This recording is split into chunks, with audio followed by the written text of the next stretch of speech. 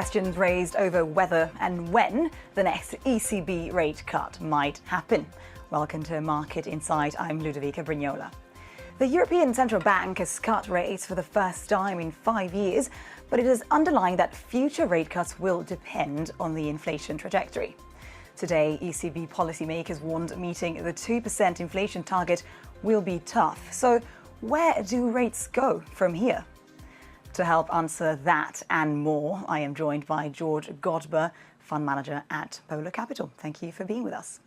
So the ECB cut the policy rate yesterday, a well-telegraphed move. However, this is happening as inflation in the euro area is showing signs of stubbornness. Do you think that as a consequence, this was just a one-off cut, or can we say that we're at the beginning of an easing cycle? I think we say with some certainty at the beginning of the easing cycle. If we look at the curve for the Eurozone at the moment, it's pricing in about 4 cuts over the next year. If anything, it's actually sort of shifted a little bit down since the meeting in the last week. So I think markets feel more certain that we're at the start of an easing cycle. As you say, that a lot of that will depend on not necessarily goods inflation data, where the picture's pretty rosy, but the service inflation, where there's bits of stickiness there. Can that continue to come down in the right direction? The Bundesbank is especially critical of wage settlements. Are they right to be concerned about their impact on inflation?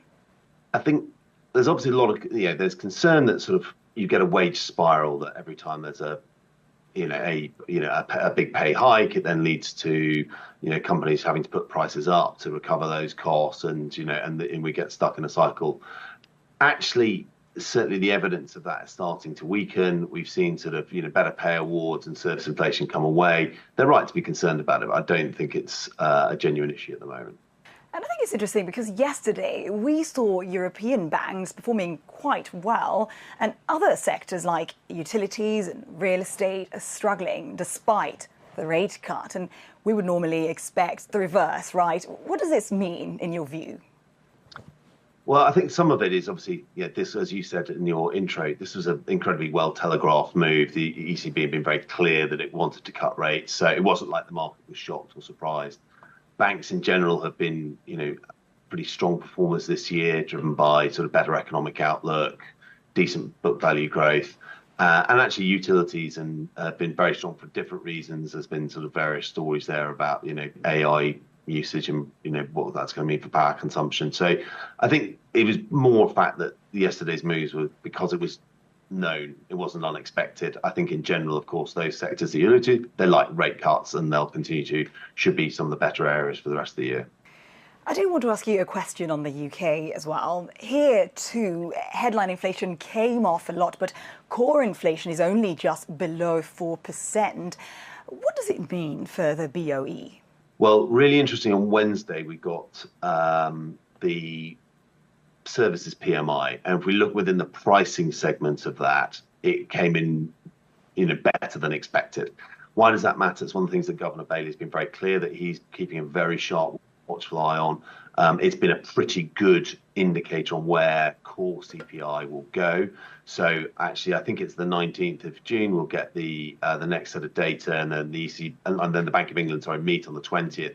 I think it's from looking at that survey, I'd suggest that actually we should get a better inflation print coming later this month, and of course that may allow the Bank of England more freedom to talk about rate cuts or even instigate the first cut.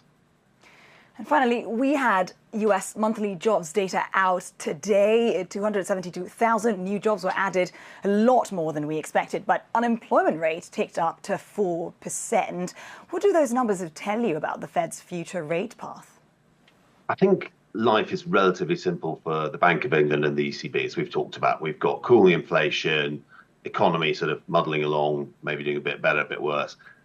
The US is much more complicated. Huge pump priming the economy. I mean, they're spending extraordinary sums. 9%, running a 9% of deficit of fiscal GDP is just extraordinary. So you've got huge pump priming at the same time where you've got interest rates starting to really bite in certain sectors of the economy. Look at consumer credit card debt delinquencies we're seeing, auto loan delinquencies, small business services are all very, very bad. And yet, obviously, there's parts of that economy that are really hot, as you see from the jobs data. So the picture for the Fed, I actually think, is really complicated because it's, they've got too many opposing forces going on at the moment, and so it's just much harder to call. George Godber, many thanks for your thoughts. And that's Market Insight. Don't forget you can watch more videos on Reuters.com.